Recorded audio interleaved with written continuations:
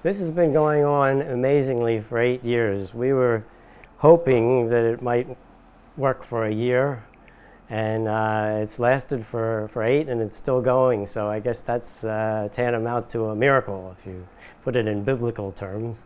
The event is Poetry Aloud and Alive.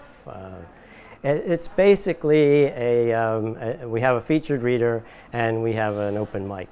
On the freedom that splayed feathers pumping could purchase, bound down to earth, I was flightless within, where I housed the sting of isolation amidst every sign to the contrary.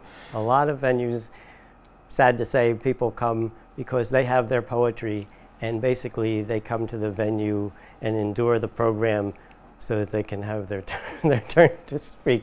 But I don't feel like it's that way here. I feel like people are really genuinely listening to each other, and it's just, it makes for such a wonderful atmosphere. The featured reader reads for a half an hour. For the most part, they're published poets, and also, for the most part, accomplished presenting poets who have made presentations elsewhere. And then we usually start at wherever the featured reader is sitting, and go to their left or right. Whoever's ready will start, and then we just go around the room from there. The diversity and the variety is very well accepted here. That's the thing, you can't come here expecting a specific type of poetry or a specific type of art. You have to be open to what happens. Slow nito kahe. Unchi chiomakia ye na mitaxi. Taxi taku akipa etanie. Do I stand to fight or to defend her? Do I stand to forgive or to apologize? But the group accepts with a poetic esprit de corps whether you ascend or whether you come via the back door. Then make way to the circle. You're a valued member for sure. Welcomed, respected as the night unfolds and does. Fog rolls and swirls round us all who look for light and sometimes think we see. So boldly claim to own truth, but never know for sure.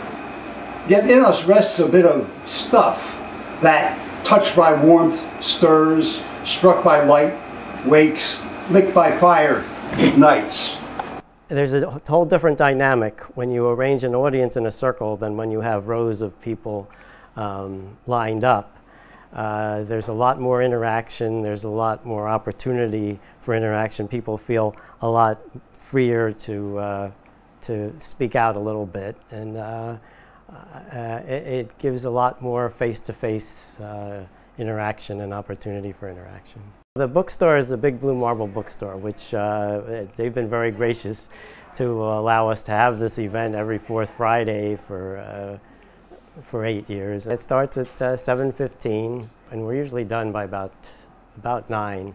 And people keep milling around because people are very friendly here and hospitable. But we get a lot of people who come from pretty good distances, from Media, near Westchester. But for the most part, it's neighborhood. People, a lot of times, people get excited about something and then other things come along and it fizzles out and they stop.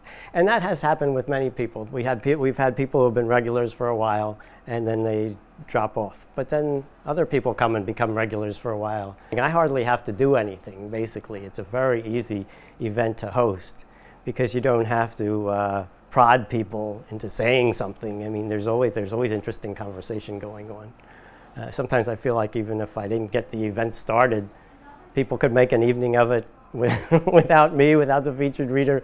Just the ambiance of the place seems to keep things going.